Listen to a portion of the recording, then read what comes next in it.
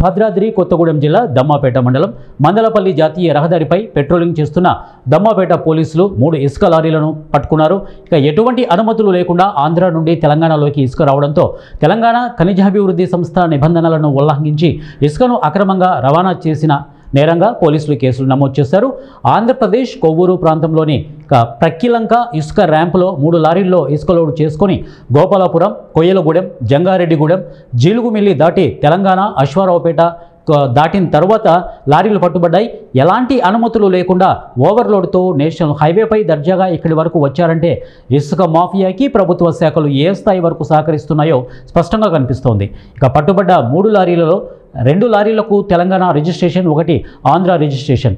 ఈ 3 లారీలు ఒకే వ్యక్తివి కావడం, 0999 ఓకే ఫ్యాన్సీ నెంబర్ కావడం గమనార్హం. ఇక 3 లారీల్లోనూ సుమారు 105 టన్నుల ఇసుకను 3 లారీలను సీజ్ చేసిన పోలీసులు లారీల యజమాని సహా డ్రైవర్లపై కేసులు నమోదు చేశారు.